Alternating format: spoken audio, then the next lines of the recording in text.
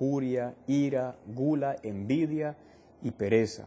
Uno tiene que luchar para cortar esas rachas, esos continuos actos que le darán más facilidad para seguir pecando.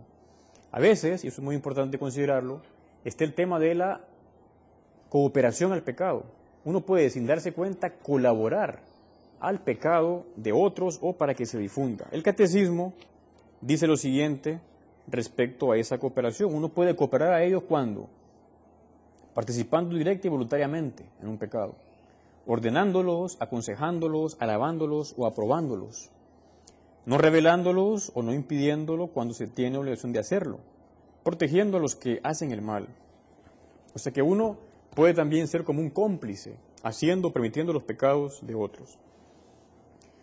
Uno puede a la vez preguntarse, bueno, pero si es tan malo el pecado original, ¿por qué Dios no impidió el pecado original? Bueno, si Dios prohibiera o impidiera todas nuestras acciones, no seríamos libres y dejaríamos de ser lo que nosotros somos, personas. O sea que la libertad implica ese riesgo de no hacer el bien.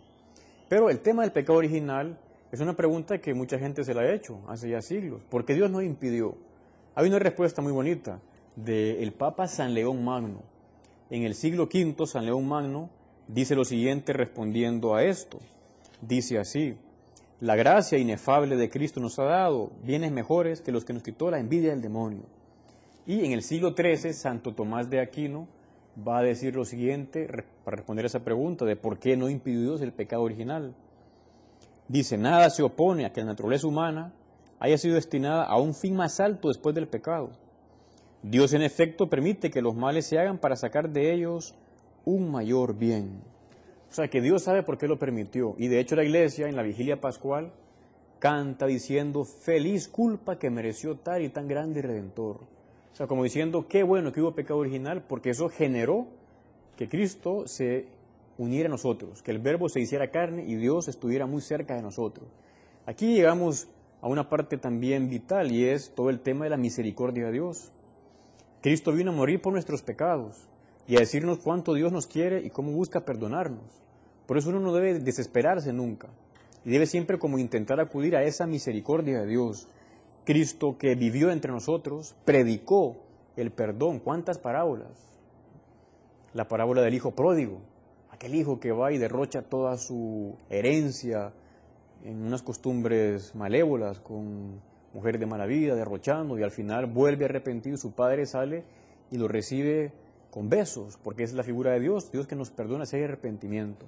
Luego también con hechos el Señor, aquella mujer adúltera, cuando la pena era lapidar, le tiraban piedra, Cristo dice que la lapide quien esté sin pecado, y nadie podía porque todos tenían pecado.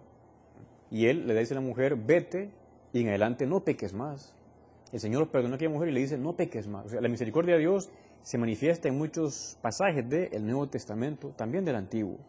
Luego la maravilla como Cristo muere por nosotros y deja los medios para que nosotros podamos recibir ese perdón, esa misericordia referida a los pecados en el bautismo y en el sacramento de la confesión.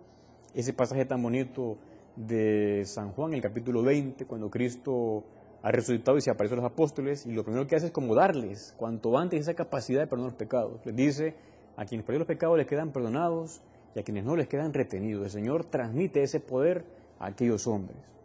Luego, cara a nosotros, tenemos también la obligación de huir de las ocasiones del pecado, desear no ofenderle. Hay un principio básico que es que hay que hacer remotas o lejanas las ocasiones próximas de ofender a Dios. Hay que poner los medios para no ofenderle. Él nos perdona, pero hay que poner esos medios para huir de cualquier ocasión de pecado. Y si hemos caído, fomentar el dolor de nuestros pecados. Hay una cita que dice así, de San José María: acaba siempre tu examen con un acto de amor, dolor de amor, por ti, por todos los pecados de los hombres, y considera el cuidado paternal de Dios que te quitó los obstáculos para que no tropezases.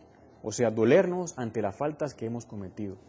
Y para finalizar, tenemos siempre el recurso a la Santísima Virgen, a nuestra Madre, que es la sin pecado concebida, fue así Santa María.